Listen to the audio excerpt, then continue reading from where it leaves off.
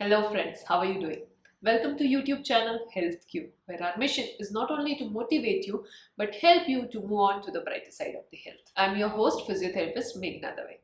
And today we are going to talk about a very important topic that I was planning to speak up from such a long time, and that is overthinking. We all are guilty of overthinking at some point in lifetime. Well, that's something that subconsciously happens. But sometimes when this overthinking becomes a chronic problem, it is something that needs attention and needs to be worked on. When I am practicing and I am helping patients suffering from various movement related disorders, what I've observed is overthinking is a very important culprit behind a lot of health issues that they develop not directly but indirectly. So today, my agenda of doing this video is to give you an understanding of what overthinking can do to you, as well as what are the different ways with which overthinking can be reduced or can be stopped. So if you who are someone who is interested in knowing this, make sure to watch this video till the end. Let's begin. Friends, whenever you fall sick or ill, or whenever you have a problem that's chronic, which is going to take a lot of time to recover or heal, or sometimes that problem is not going to heal completely, where your focus will go. Automatically, your focus of your mind will start falling on the problem itself, on the suffering that you're going through. You will be worried about the things that are not going in your way. At the same time, you will feel a sense of uncertainty about the future. And all of these thoughts, these emotions will lead to a very chronic problem of stress and anxiety and depression sometimes. Somehow, after COVID, people are either more vocal about their mental health issues, or physically also the mental health issues are at rise. I don't know the cause, but mental health issue is a reality now. There are so many people these days who are suffering from some sort of mental health issues. But when it comes to mental health issues, what exactly happens? What triggers it? Whenever we are dealing with any negative experience, especially in terms of health, the three important emotions that comes into our head is number one, about the pain that you've experienced due to your suffering. The second emotion is about the anxiety or a sense of disparity, as in why that suffering is coming to you. You feel angry about it. You feel that this is not fair. Why me only is going through all these things? And sometimes you feel guilty about the mistakes that you have made with your health in past. And third emotion that you feel, and that emotion is about the fear of future. What if these things doesn't go the way they are supposed to do? What if my problem does not get cured ever? What if I have to live with this problem forever? What if I won't be able to survive for long? These kind of emotions pushes you backward rather than allowing you to move forward towards your recovery. We have seen so many reversal stories from people suffering from hypertension to cancer survivors or to people who have reversed their diabetes also. What is the difference? That there are few people who are able to overcome their health issues and are able to move on, but there are few people who are still stuck with the problem, and on top of that their problem is worsening day by day. And I think the most important aspect to that is the problem of overthinking, or else you can say the mindset that individual have towards that problem. This mindset is the core of everything that we do. And that same thing applies to our health as well.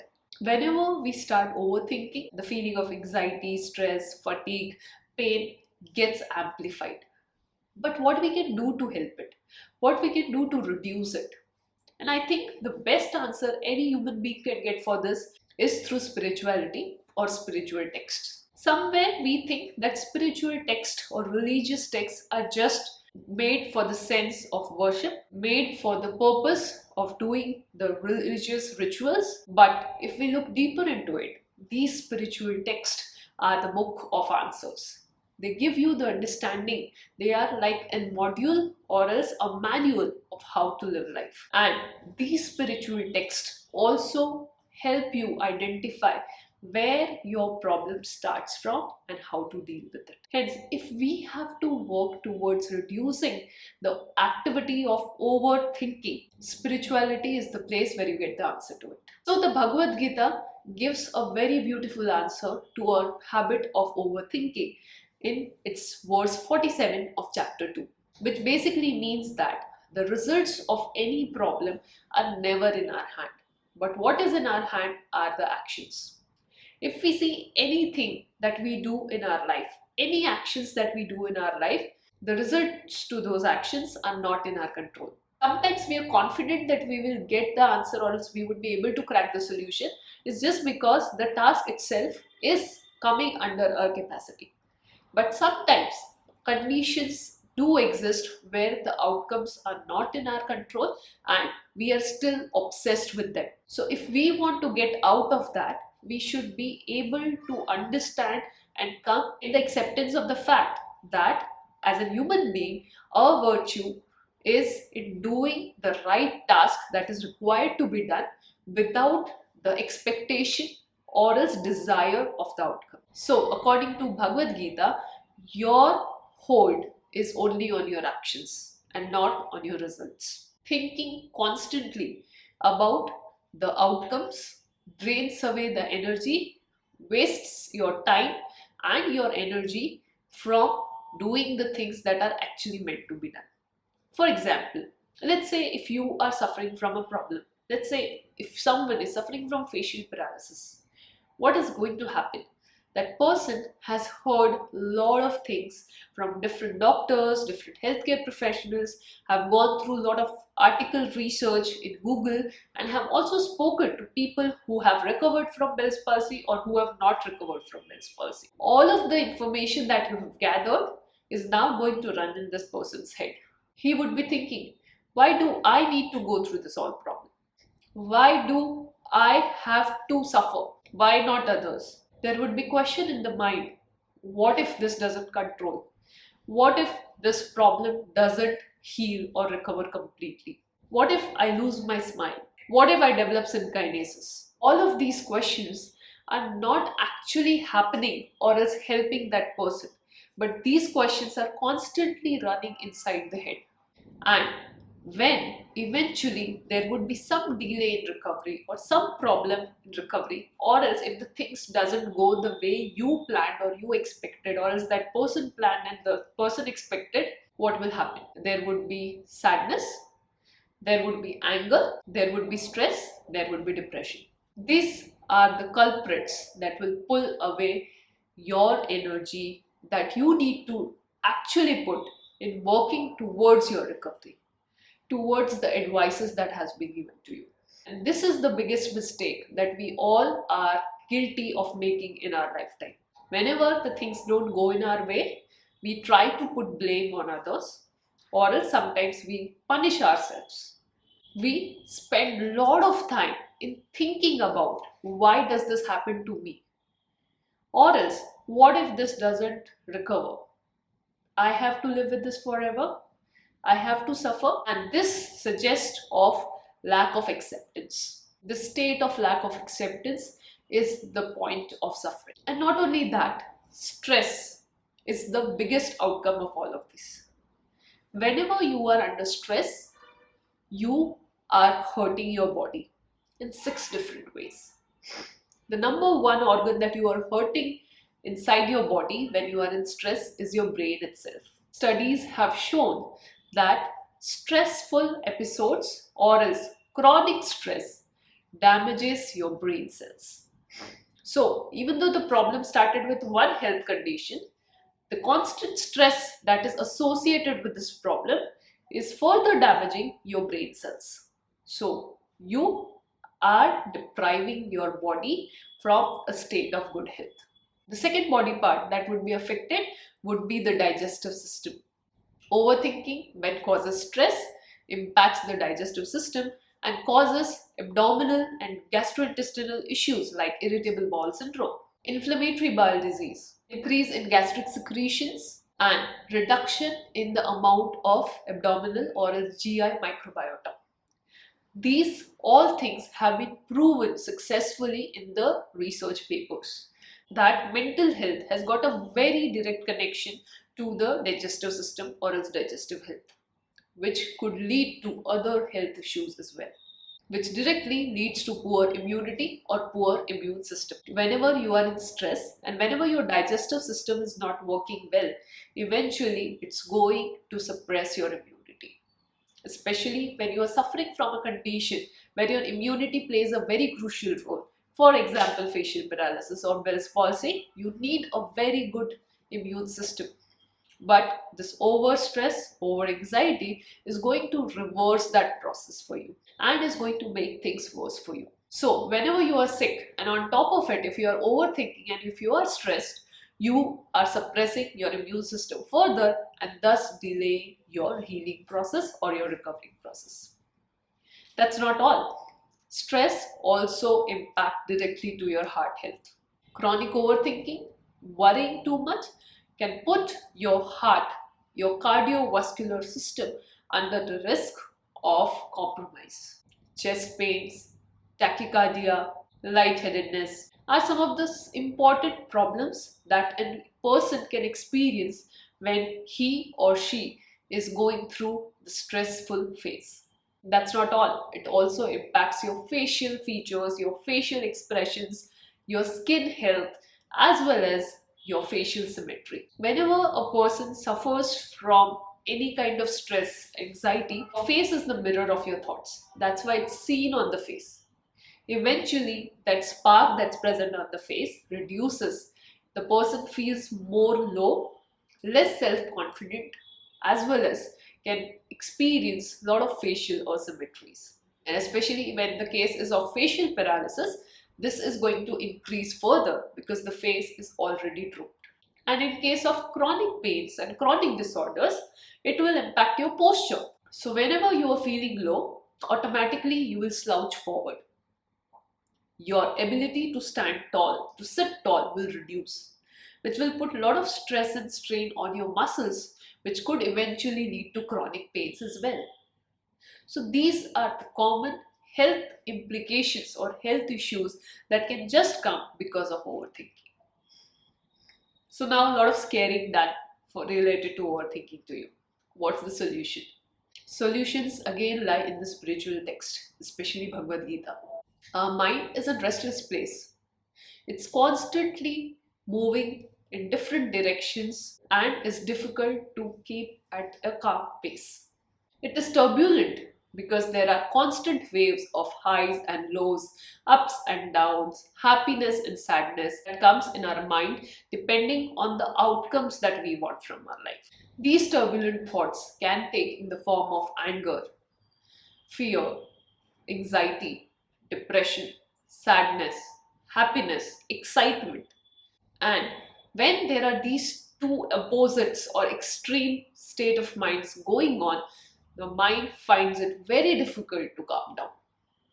And when we do this again and again and again, it becomes a habit. And as an individual, we really find difficult to control our mind. Our mind is strong. And that's why it is sometimes also difficult to be controlled by your intelligence. Because it has been overpowered constantly through our attachments, through our acceptance of mind and ignorance towards the intelligence. We all humans are the only species who knows that certain foods are not good for us, but still we end up taking them. Why? Because we are still keeping ourselves attached to our desires, to our senses over our intelligence. And that's not only applicable for some people who are suffering from a problem, but I think it's applicable for every one of us. So controlling a mind is really a difficult task. Our mind is also stubborn because whenever we try or we ask the mind to stay away from these negative emotions, it increases, it amplifies. That's why when a person is trying to constantly or consciously stop worrying or stop overthinking, he fails because mind is also stubborn. So what is the way to overcome this overthinking? The way is by following these steps. Number one, and that is giving the time to yourself. Yes, most of the time we are surrounded by the noise and we don't find time for ourselves to listen to our body. We listen to everyone, but we don't listen to our own inner voice that is existent around us, that is existent inside us. Do we need to find that time for ourselves? I think if we make an effort, finding 5 minutes to 10 minutes to 15 minutes to 20 minutes to 45 minutes, if you decide to bring it a priority, you can do that.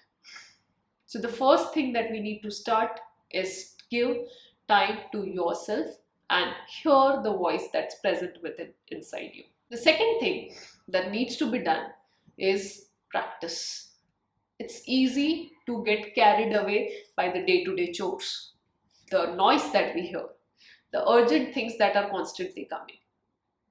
But when you're putting in constant practice of making a differentiation between what is important and what is urgent and give priority to the things which are important over urgent, then slowly with practice, you can realize that you can actually start finding time for yourself. The third is detaching yourself from the outcomes. And this is a big one. If we see the source of all the sufferings that we have got, whether it's of overthinking, whether it's of finding a good thing or is achieving something in the life, depends on the outcome that we desire for ourselves. If we get that result, we are happy. If we don't get that result, we are upset about it. But what if we detach ourselves from both of them? What if we don't care whether we get an outcome or we don't get it? We as a human have just tried to do one thing, and that is doing actions in the right direction. If we just put our 100% focus on doing the right action again and again without spending time on thinking about this problem, then the overthinking demon will start slowly fading away. So practice of detachment is a way to get the right answer to the problem of overthinking. The third thing that can help here is surrender. We as human beings sometimes fool ourselves or trick ourselves thinking that everything is in our control. But that's not the fact. As human beings, we are gifted with certain abilities, certain things that we can do, we can control, and we can innovate. That's why we could fly, but we need an help of aeroplane to fly. But we don't have wings that we can fly by ourselves. That's stupid to think about, right? Similarly, outcomes most of the time, especially in health conditions, are not in our health, are not in our hand.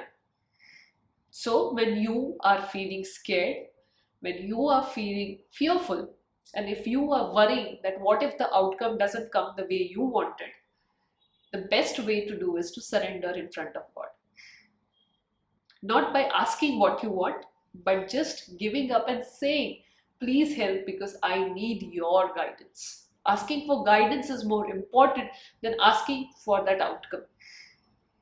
What if we spend daily some time praying to God for thanking Him or her for whatever we have got, and at the same time requesting for an guidance rather than an outcome?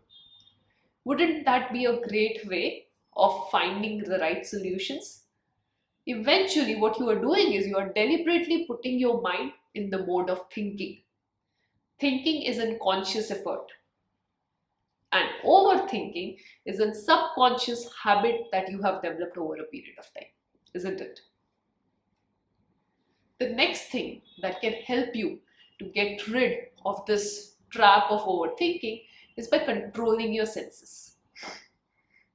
Somehow, when we are sad, we have an inclination towards listening to sad music, to reading something which is related to sad.